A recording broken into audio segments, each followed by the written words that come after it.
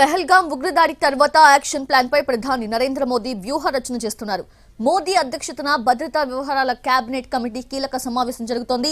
కశ్మీర్ నుంచి ఢిల్లీకి వచ్చిన కేంద్ర హోంమంత్రి అమిత్ షా ఈ సమావేశంలో పాల్గొంటున్నారు. మరోసారి సర్జికల్ స్ట్రైక్ చేస్తారా లేక మరో ప్లాన్ అమలు చేస్తారా? పహల్గాం ఉగ్రదాడిలో పాక్ ప్రమేయంపై మన భద్రతా దళాల వద్ద స్పష్టమైన ఆధారాలున్నాయి. భారత్ ప్రతీకార చర్యకు దిగుతుందేమోనని పాక్ భయపడుతోంది. సరిహద్దుల వెంట భారీగా సైన్యాన్ని మోహరిస్తోంది. కరాచీ నుంచి లాహోర్, రావల్పిండికి యుద్ధ విమానాలు తరలిస్తున్నట్లుగా తెలుస్తోంది.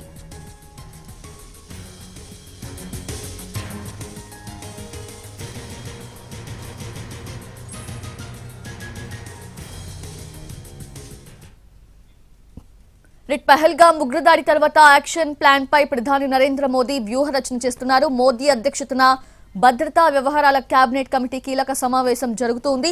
లేటెస్ట్ అప్డేట్స్ తెలుసుకుందాము. మా ప్రతినిధి ప్రసాద్ సిద్ధంగా ఉన్నారు. ప్రసాద్, ఈ సమావేశం ఇంకా ఎంత వరకు జరిగే అవకాశం ఉంది? అలాగే సమావేశంలో ఎటువంటి నిర్ణయం తీసుకునే అవకాశం? బికాజ్ మొత్తం అందరూ కూడా ఈ సమావేశం వైపే చూస్తూ ఉన్నారు. ఎటువంటి డెసిషన్ తీసుకుంటారు, ఎటువంటి ఇంప్లిమెంటేషన్స్ జరుగుతాయని కూడా, బికాజ్ జస్టిస్ జరగాలి, న్యాయం జరగాలని కూడా ఆశిస్తూ ఉన్నారు. కాబట్టి ఉత్కంఠ రేగుతోంది. సో ఈ సమావేశం ఎప్పటి వరకు జరిగే అవకాశం ఉంది? చాలా సుదీర్ఘంగా ఈ సమావేశం కొనసాగే అవకాశం ఉంది. భద్రతా వ్యవహారాలకు సంబంధించి ఏర్పడినటువంటి ప్రత్యేక కేంద్ర మంత్రివర్గ సంఘం ఈ సమావేశాన్ని పూర్తి స్థాయిలో ప్రధానమంత్రి అధ్యక్షతన జరిగే ఉన్నత స్థాయి సమావేశంలో త్రివిధ దళాధిపతులు కూడా పాల్గొన్నారు. దాంతోపాటు జాతీయ భద్రతా సలహాదారు అజిత్ దోవల్ కూడా పాల్గొన్నారు. అదేవిధంగా ఈ కేంద్ర కేబినెట్ కమిటీలో ఉండేటువంటి నిర్మలా సీతారామన్, రక్షణ శాఖ మంత్రి రాజ్నాథ్ సింగ్, అదేవిధంగా విదేశీ వ్యవహారాల శాఖ మంత్రి జయశంకర్, హోంమంత్రి, వీరి సమక్షంలో పూర్తి స్థాయిలో ఏ రకంగా ఈ ఘటనకు సంబంధించి భారత ప్రభుత్వం స్పందించాల్సి ఉంది, అదేవిధంగా ప్రపంచ దేశాల్లో ఏ రకంగా శత్రువుని ఎక్స్పోజ్ చేయాలి అన్న అంశంపై పూర్తి స్థాయిలో చాలా దౌత్యపరంగా, ఆర్థిక పరంగా, అదేవిధంగా వాణిజ్యపరమైన అంశాల్లో ఏ రకంగా పాకిస్తాన్ను ఏకాకి చేయాలి అన్న అంశంతో పాటు ఈ ఘటనకు పాకిస్తాన్కు సంబంధాన్ని కూడా ఎస్టాబ్లిష్ చేయాల్సి ఉంది. కాబట్టి దీనికి సంబంధించి ఇంకా నిఘా వర్గాల నుంచి కొంత సమాచారం తీసుకోవాలి. పూర్తి స్థాయిలో పాకిస్తాన్ను యొక్క వ్యవహార శైలిని ఆ రకంగా చాటుమాటు చేసే ఇలాంటి తీవ్రవాద చర్యలకు, దుష్ట చర్యలకు పాకిస్తాన్ పూర్తి స్థాయిలో నిమగ్నమై పనిచేస్తున్న అంశాన్ని ప్రపంచ దేశాలకు తెలియజేసే విధంలో దాన్ని ఎస్టాబ్లిష్ చేయాల్సింది. కాబట్టి దాన్ని బహిర్గతపరిచిన తర్వాత ప్రత్యక్షంగా రంగంలోకి దిగాలన్నది భారత ప్రభుత్వం యొక్క ఆలోచనగా ఉంది. అయితే ఇప్పటికే చూచాయిగా రక్షణ శాఖ మంత్రి రాజ్నాథ్ సింగ్ భారతదేశ ప్రభుత్వము, భారతదేశం యొక్క ఆలోచనను చాలా స్పష్టంగా తెలియచేయడం జరిగింది. చాటుమాటుగా ఉండి ఇలాంటి అమానుషమైన చర్యలకు పాల్పడే వారెవరైనా, కుట్రలో పన్నే వారెవరినైనా కానీ వెంటాడతాము, వేటాడతాము, పూర్తి స్థాయిలో వారి యొక్క నిజస్వరూపాన్ని బట్టబయలు చేస్తామన్న అంశాన్ని కూడా చాలా స్పష్టంగా చెప్పడం జరిగింది. దాంతోపాటు ఏ పరిస్థితుల్లో కూడా ఈ అమానుషమైన చర్యలకు పాల్గొన్నటువంటి తీవ్రవాదులను వెంటాడటమే కాకుండా వాళ్ళని పూర్తి స్థాయిలో తుదముట్టిస్తామన్న అంశాన్ని కూడా చాలా స్పష్టంగా సందేశాన్ని ఇచ్చారు. అదేవిధంగా పాకిస్తాన్ కూడా హెచ్చరికలు జారీ చేయడం జరిగింది.